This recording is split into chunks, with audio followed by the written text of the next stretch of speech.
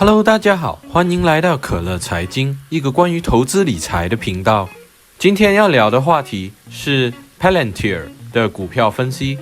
自9月上市以来，该公司股票的表现大放异彩，涨幅甚至达到了惊人的 150% 以上。虽然第三季度的财报并不是非常亮眼，该公司仍然报告了稳定的收入。ARK 基金的女股神 Catherine Wood 也在持续的买入，加仓了$2000万，现在拥有一共价值$5000万的 Palantir 股票。我认为，随着即将到来的禁售期解放以及预计增长减速，该公司的股价很有机会在短期内回调，甚至老林看到与疫情相关的合同重叠的风险。这些项目可能在2021年到2022年成为公司成长的主力。在这个软件领域，竞争非常激烈， Palantir 缺乏投资在正确领域，限制了成功的可能性非常高。可以看到华尔街都纷纷将目标价格提高，可是还是处于非常低的位置。在我们开始之前，还没有订阅的朋友记得按下订阅按钮，这就是我做视频的动力了。想要更了解 Palantir 这家公司具体是做什么的，可以到我之前的视频看看，我做了很详细的公司解析，从管理层、公司产品、客户群、利好消息到风险方面。目前我认为主要有3个股价的催化剂，那就是 Palantir 的 Technology Demo Day 技术演示日、20年的第4季度财报以及股票的锁定期。我认为需要注意6个主要会影响 Palantir 股价的因素。第一，与疫情相关的合同，在疫情好转之后可能会带来风险。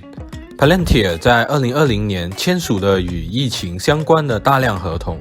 该公司与美国政府机构以及与疫情相关的几个关键盟友签署了一系列的新合同。该公司主要帮忙解决了联系追踪、疫苗追踪和其他复杂的数据集成难题。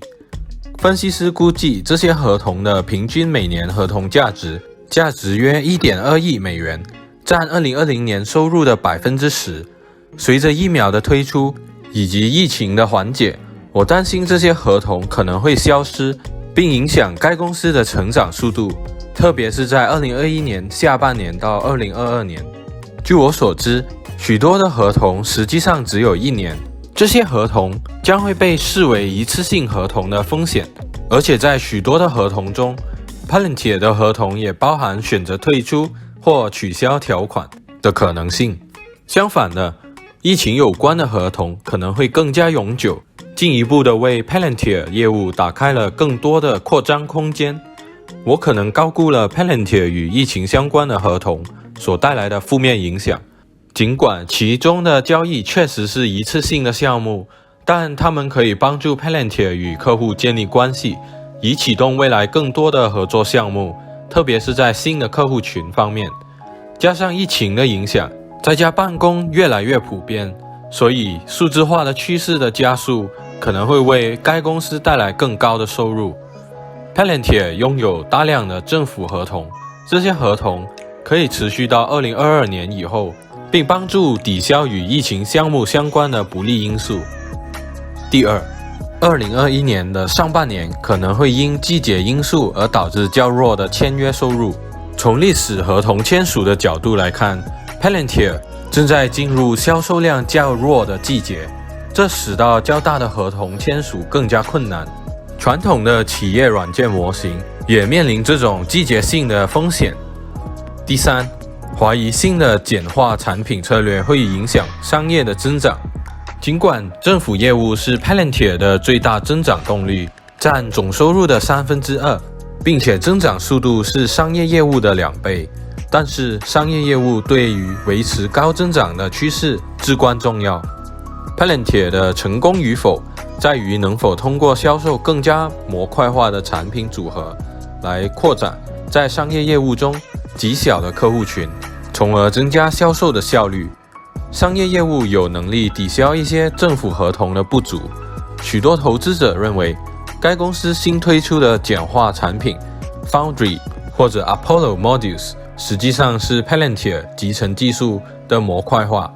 是推动商业业务更强劲收入的表现的催化剂。虽然这可能是正确的策略，但我目前仍然表示怀疑的态度。在模块化产品之后，该公司面临的是各个领域中的佼佼者，而 Palantir 缺乏在营销、销售、分销或服务方面进行足够的投资，来增加在商业业务的成功率。第四，模块化产品可以使 Palantir 面临更激烈的竞争。从历史上来看， Palantir 指出，其实他们最大的竞争来源并非来自纯粹的数据公司，而是来自公司内部的 IT 部门。这是由于工作项目的大规模性质，通常涉及大量的定制工作，以及对 Palantir 的全站方法的支持。我个人认为，模块化产品的策略很有可能使 Palantir 面临更激烈的竞争，尤其是来自同行的顶尖公司。在这种情况下， Palantir 的端到端平台以及该公司的全站策略价值将会降低。从这张图表可以看到一些主要的竞争对手。第五， Palantir 的销售模式，无摩擦的销售动向，尤其是在数据与分析领域中流行的销售策略。该策略通过免费的试用阶段，使用户可以下载产品的试用版，并启动最基本的功能，以帮助制定购买软件的业务案例。这种销售方法在 Alteryx、Snowflake、Elastic 以及 Talent 中都很流行。然而，从历史来看， Palantir 的销售方法却缺乏这种无摩擦的销售策略，通常会部署数名前瞻性工程师来帮助客户构建自定义的解决方案，通常是为了解决复杂的数据分析难题。在1周后的产品活动 Demo Day， Palantir 可能会向大家展示该公司所采用模块化的方法，所以在这天之后，投资者们就可以更了解 Palantir 公司的策略。我认为该公司目前仍然缺乏在营销、销售或者服务方面进行足够的投资，这些要素可以帮助加速新客户的增长和商业业务的整体发展势头。第六，即将到达的股票锁定期可能带来大量的抛售。Palantir 的锁定协议在公司发布2020年第4季度业绩后的3天到期，锁定期之后所能出售的数量非常庞大，加上期权可以出售一共 1.83 billion 的股份。在这种情况下，股价可能会受到过度的抛售压力，而导致有所下降。